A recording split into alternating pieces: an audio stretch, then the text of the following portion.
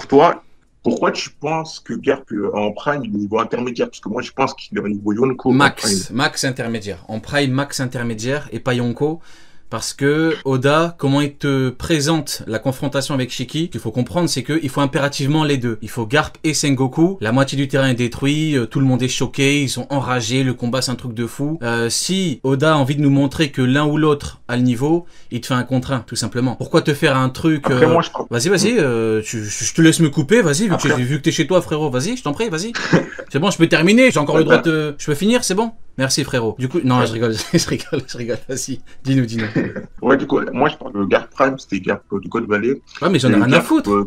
Ouais, mais je m'en fous. Parce que j'en ai rien à foutre que tu pars du principe. Non, vas-y, j'arrête de faire le con. Tu pars du principe que Garp, God Valley. Bon, du coup, il est niveau Yonko. Il est niveau Yonko sur God Valley, ok. Il a son Prime, 40 ans en plus de Prime, tu connais. Ouais, mais pourquoi il est niveau Yonko? Parce que pour moi, si le gars il est assez fort pour venir chasser Roger et tout. Sur God Valley, il avait le niveau empereur, Garp, c'est ça? Contre Shiki, il a le niveau intermédiaire et du coup, Vieux, il a le niveau amiral. Ah, ouais, mais le problème, entre le Garp de God Valley et le Garp contre Shiki, il avait pas encore les cheveux tout gris, Garp, il était... Il avait quand même les cheveux gris, hein. Un petit peu, mais il est pas censé avoir perdu à fond. Enfin, il est encore dans la force de l'âge, quoi. Il a quoi? Il a perdu un petit niveau, tu vois. Tu penses qu'il a perdu un petit niveau? Il avait quel âge contre Shiki déjà? Est-ce que t'as son âge? Non. C'était à 20 ans. C'était à 20 ans. S'il a perdu en niveau. Donc Big Mom qui a 68 ans, elle a perdu combien de niveaux par rapport à son niveau? Et si actuellement les niveaux empereur, quand elle avait 48 ans, elle avait quel âge? Ah, c'est pas pareil. Ouais, c'est pas pareil. Tu vas me dire que 50 ans elle a perdu en niveau, c'est pas possible. En plus, franchement, de toi à moi, Garp, pourquoi c'est le pire exemple? Ce monsieur s'entraîne H24. Il s'entraîne toute sa vie. Donc c'est pas comme si, tu vois, tu me dis c'est un mec, il s'entraîne plus, ou il combat pas. C'est un mec qui s'entraîne toute sa vie. Donc si tu me dis qu'entre 40 et 50 ans, il a perdu un niveau, bon, franchement, allez, je peux, du tout d'accord, mais je peux t'accorder le truc si tu me donnes des éléments qui me prouvent qu'il avait le niveau empereur à God Valley. Parce que c'est pas un argument de me dire il veut affronter Roger, ok, il veut l'affronter, mais ça veut rien dire. Donc est-ce que tu as des éléments concrets qui te prouvent que à ce moment-là il avait le niveau? Malheureusement, moi j'ai pas vu le flashback de combat. Bah moi non plus. Bah moi non plus. Justement, moi non plus. Ouais, vas-y. Et on voit le gars affronter, je sais pas moi, un Kaido, un truc comme ça, même s'il était... Je pense que... En fait, ça dépend. En fait, le problème, c'est que God Valley, là où c'est compliqué, c'est que ça dépend des niveaux des personnages. Kaido, il est niveau empereur plus tard. Il est pas niveau empereur quand il est mousse. Big Mom, pareil, il a pas 40 ans. Il y a que Barbe Blanche il était censé avoir un niveau inférieur à son niveau en prime, donc le niveau de Roger malade, donc parce qu'il a atteint son prime 2 ans après God Valley. Donc maintenant, à moins que tu me dises que Garp a tapé un contre 1 contre Barbe Blanche et qu'il l'a battu, ok. Après, s'il a affronté quelqu'un d'autre, bah ça dépend des circonstances du combat, ça dépend du niveau du mec, ça dépend. Tu vois, c'est pas comme un Marineford où on peut déterminer les niveaux des uns et des autres, et en fonction de ce qui s'est passé, tu peux comprendre qui a quel niveau. Tu comprends ce que... Mais en tout cas, t'es d'accord pour dire que contre Shiki, il avait pas le niveau empereur. Ouais, bah donc t'es d'accord avec moi, maintenant... Je parle du principe qu'il est plus vieux. Et qu'il est un peu plus vieux. Ouais, mais frérot, 10 ans... 10 ans, de 40 à 50 ans, ou... Enfin, de 40 à 50, 55 ans, même 60 ans, t'es pas censé avoir perdu. Du coup, pour toi, Garp, il aurait perdu 2 fois en niveau dans sa vie, alors? Du coup, à son prime, il a Yonko, contre Shiki, il est intermédiaire. Mais du coup, Rayleigh Prime, Rayleigh Vieux, tu le mets à quel niveau intermédiaire? Moi, je dirais plus amiral comme ça. Parce que tu veux dire que Rayleigh a perdu 2 fois en niveau comme Garp, c'est ça? T'es vraiment une merde, Hydros. Tu savais très bien. Tu sais très bien que le cas de Rayleigh, tu sais très bien que le cas de Rayleigh est compliqué parce qu'en vue il est intermédiaire. En prime Yonko, vu que lui, contrairement à Garp, n'a pas combattu, s'est pas entraîné pendant plus de 20 ans, forcément, ça va pas dans ton sens vis-à-vis de la descente en niveau. Je ne me trompe pas, Hydros, hein, c'est ça? Non, Hydros, pour toi, un amiral peut faire peur à un Yonko. Après, c'est pas un amiral, c'est pas Fujitora, il a un délai de carrière, tu vois. Toi, un amiral peut faire peur, du coup, à un Yonko. C'est la question. Le problème, c'est que là, tu mais réponds. Hydros, faut répondre, frérot. Pourquoi tu réponds pas? Non, frère, attends, non, c'est ça. 2 secondes. Je vais prendre les choses autrement. Si Fujitora était venu devant Barbepoire, est-ce que Barbepoire aurait dit non, c'est Fujitora et se serait barré, oui ou non, Hydros? Non, parce que c'est pas le religieux. Mais donc, attends, c'est ça. Attends, non, en vrai, bon. Hors question troll. Est-ce que Fujitora a le niveau de Rayleigh ou pas? Non, je pense qu'il est un peu plus faible. Un peu plus faible que Rayleigh. Genre un tout petit écart. Attends, parce que en fait, c'est particulier parce que c'est la première fois que je tombe sur quelqu'un qui me dit que ces persos-là ont perdu 2 fois en niveau au cours de leur vie. Tu sais, en termes de ce qu'on connaît, on a la preuve que Rayleigh bah il est niveau intermédiaire, il est au-dessus d'un amiral, il est au-dessus d'un commandant. Et on sait qu'en prime, il est censé avoir le niveau empereur, Rayleigh. Donc Rayleigh, qui ne s'entraîne pas pendant 20 ans, il est en inactivité totale, il perd un niveau. Comment Garp, qui est en activité, qui est en poste, qui travaille et qui s'entraîne, perd 2 fois en niveau? Ça me paraît compliqué. Puis, même dans le cas où on peut comparer les deux, c'est compliqué quand même comme comparaison.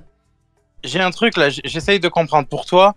Donc, Rayleigh qui a stoppé Kizaru pendant qu'il y avait donc des rookies en danger et qu'il y avait 3 personnes à gérer, donc Kuma, le neveu de Kizaru et Kizaru. Donc pour toi, ce personnage-là qui a stoppé un amiral en se souciant d'otages, en gros, derrière, est du même niveau que l'amiral qui est venu en équipe et qui avait... Moi, le problème avec genre Empire, qu'il est le niveau intermédiaire, c'est qu'il y a une case que j'ai vue, c'est qu'il est en sueur, le gars, il voulait sauver Luffy et les Mugiwara, mais il pouvait pas. Mais frérot, Yamato était capable de combattre Kaido.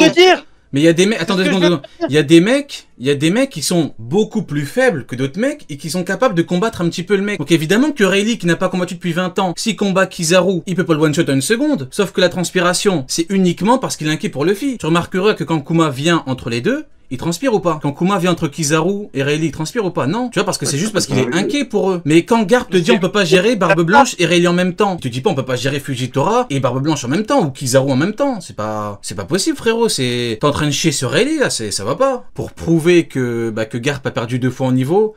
Là, le problème, c'est qu'en fait, on est en train de discuter sur un truc que j'ai jamais entendu nulle part, que j'ai jamais vu nulle part, et que j'ai jamais ne serait-ce que imaginé dans la mesure où j'ai aucun élément concret qui me permette d'aller dans ce sens-là. Tu vois ce que je veux dire? Je suis jamais tombé sur ce type de réflexion. Tu vois, c'est particulier. Il a perdu 2 fois en niveau. Je sais pas, moi, de ce que j'ai vu. Maintenant, certes, c'est vrai que Rayleigh, c'est très surprenant qu'il ait perdu qu'un niveau, alors qu'il était en inactivité totale. Mais c'est parce qu'on voit bien que il y a 2 types de légendes. Il y a Rayleigh, il y a Garp. Tu vois, il y a Garp qui s'entraîne toute sa vie. Et il y a Rayleigh, voilà, tout le monde l'encense, tout le monde sait que c'est le patron. Et ce mec-là, bah, il a un statut à part. Ce sont 2 personnages différents. Voilà, maintenant, faut pas non plus toujours comparer tout le monde. Mais... Avant, il passe 2 secondes dans le chat, il y a Nebuliex. Monte en live qu'on te termine parce que c'est très facile d'être dans le chat. Il a dit quoi? Monte en live. Faut arrêter de faire les bandeurs de niveau. Il y a des circonstances en tout et pour tout. Rentre, on s'occupe de toi.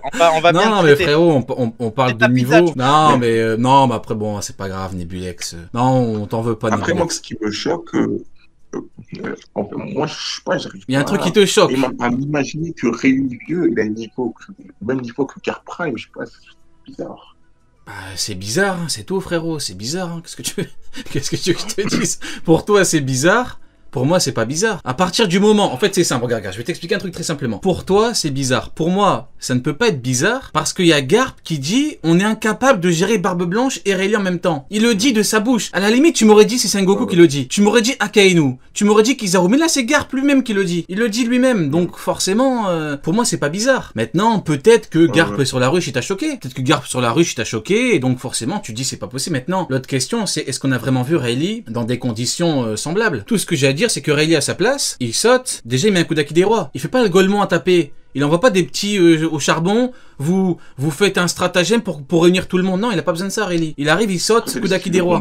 Déjà. Oui, mais le truc c'est que tu me dis c'est choquant. Mais c'est pas choquant de mon point de vue. Si on superpose les deux, c'est pas... Donc pour toi ça te choque, genre t'es choqué quoi. Mais pourtant t'es d'accord pour dire que contre Shiki il avait ce niveau-là.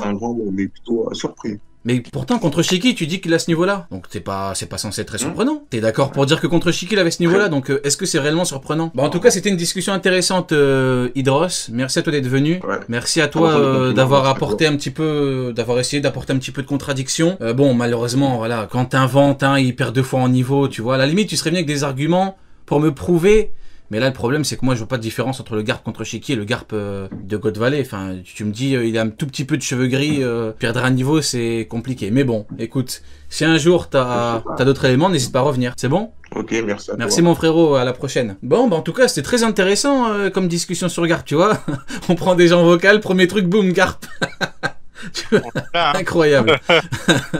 Tu peux faire monter mes gourous. Bonsoir mes gourous.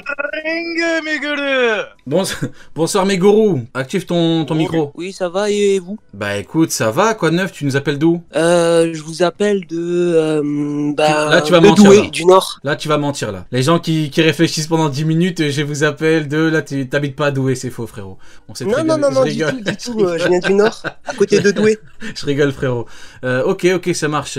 Très belle région, le Nord-Pas-de-Calais bien évidemment. On salue tous nos frérots du Nord-Pas-de-Calais. Du coup, mes gourous, ouais, écoute, si t'as un petit truc à nous dire, une question, un avis, une théorie, on t'écoute mon frérot. Du coup, moi je voudrais revenir un peu sur le chapeau de paille qui est à Marie-Joie. Ouais. On avait une théorie comme quoi c'était le chapeau de paille de Joy Boy, mais comme on a vu dans le flashback de Emmett que Joy Boy c'était plutôt quelqu'un de d'humain quoi, à qui il pourrait appartenir parce que il est vraiment grand quoi. On a vu sa taille par rapport à Emmett, donc on sait pas encore s'il était de silhouette humaine et on sait pas comment il a fini sa vie. Ouais. On sait pas, peut-être du coup tu vois que le fruit qu'il a, en tout cas du point de vue de Luffy, lui permet de devenir géant. On ne sait pas comment il a terminé sa vie, on ne sait pas dans quel état il est mort, on ne sait même pas déjà de base si ce chapeau était le sien ou celui de Nika. En tout cas, c'est de cette lignée-là et c'est ça qui est important. Et c'est en fait dans la théorie que j'avais sortie à l'époque, bien avant qu'on voit ce chapeau, je disais que le symbole du chapeau de paille est la couronne de l'Ancien Royaume. Donc en gros, ça veut dire qu'il y a cette volonté liée à l'héritage de l'Ancien Royaume qui est transmise à travers ce chapeau. Et ça peut venir de l'époque de Joy Boy comme ça peut venir de l'époque de Nika. C'est pas important en fait ce qui se passe avant Joy Boy puisque le gouvernement mondial à cette époque-là n'existe pas encore. Donc le secret autour de tout ça a commencé à naître à partir de Joy Boy. Donc c'est là que le fait de voir un chapeau de paille géant sous Marie-Joie réfrigéré pour justement le conserver dans le temps, etc. est intéressant. C'est que du coup, ce chapeau est lié à cette histoire-là. Exactement. Non, j'aurais pas dit mieux. Et puis bon, pour revenir au tout début du propos de Neil, qui est bien développé pour le coup, pas besoin de revenir sur ce côté-là, mais ouais, c'est vrai que c'est une question de perspective. Emmett, on l'a vu, il est gigantesque. On l'a vu rien que comparé au gros sanglier là, au Arcurie. On l'a vu, il est gigantesque. Ouais. Et puis en termes de taille, le chapeau, c'est vrai qu'il est grand, mais c'est pas non plus. Tu me dis Neil, je crois pas que le chapeau c'est un truc gigantesque non plus. C'est grand, mais c'est pas. Je crois pas. Enfin après c'est une question de point de vue en vrai. Je dis ça mais c'est une question de point de vue. En tout cas ouais ça dépend de Joy Boy. Tu as raison parce que les perspectives en gros c'est pas aussi gros que le faux chapeau de paille que s'était mis sur la tête Oz par exemple. Tu vois donc on sait déjà que c'est pas non plus disproportionné en fait. Il y a moyen que juste avec son fruit le chapeau ait grandi comme c'est souvent le cas en fait avec les objets dans One Piece quand ils changent de propriétaire en règle générale soit ils rétrécissent soit ils deviennent plus gros. Et c'est la même chose avec les objets liés aux utilisateurs. Quand on voit par exemple que Luffy quand il grandit ses vêtements grandissent aussi, tu vois, ça c'est vrai. Ouais voilà tu vois donc c'est pas quelque chose à mettre de côté. Je pense que c'est là depuis le début et ça nous dit quelque chose aussi sur le verse quoi, notamment les vêtements qui prennent feu etc. Pour le Mera Mera no Mi, tout ça tu vois. Bon du coup voilà mon frère Meguru, si t'avais un autre truc à nous dire tu nous dis n'hésite pas. Non je vais laisser la place à un autre pirate. Écoute, merci mon frère Meguru, à la prochaine. Bonne soirée à vous et bon live. Merci mon frère, bonne soirée. Iluji. Je vais bien et vous? Ça va, tu nous appelles d'où? Du Sénégal. Ah, du Sénégal, un frérot du Sénégal. Écoute, j'espère que tu vas bien. N'hésite pas à nous dire un petit peu si tu as un avis, une théorie, une hypothèse, une question. Bon, d'abord, j'avais une question, à savoir entre Joy Boy et Roger, selon vous, qui est plus fort? Joy Boy. Je suis à Joy Boy, mais je savais pas. J'avais pas regarde, d'argument. On a eu une discussion très intéressante à propos de ce sujet-là en pleine cross guild avec Uken, Sunny, moi et Neil. Et il y avait, il y avait deux camps, moi et Neil et Uken et Sunny. Donc là malheureusement il n'y en a aucun des deux pour donner leur point de vue vis-à-vis de Roger au-dessus. Moi, je suis probablement le plus grand fan de Roger de l'histoire, si ce n'est l'un des plus grands. Mais je sais dissocier, voilà, ce que je pense des persos et la puissance des persos. En l'occurrence, Joy Boy, le coup d'acquis des rois de Joy Boy, c'est de la maladie mentale dans le sens le plus strict du terme. C'est-à-dire que le mec, il a pas divisé le ciel en deux en faisant un clash avec quelqu'un d'autre avec du acquis offensif. Non, c'est un acquis mental et il est tout seul. C'est la maladie mentale. Il a soumis le ciel à sa volonté avec un acquis des rois mental. De mon point de vue, il y a ça et surtout, ce qu'il faut pas oublier, que beaucoup oublient, c'est que Roger n'a pas de fruits.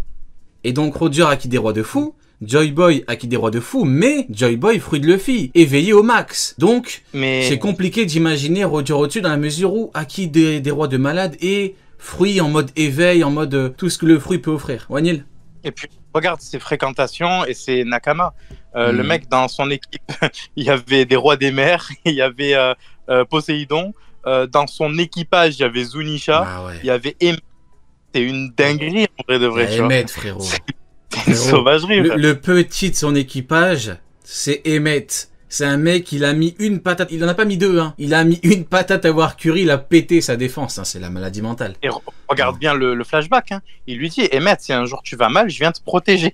Ah ouais, frère. Non, c'est terrible. C'est qui fait ça? C'est terrible. C'est qui fait ça, frère? Emmet, le mec, il a tarté comment ça s'appelle, Gorosei en mode, tu peux pas toucher War Curry, c'est ça? War Curry, ouais, War Curry.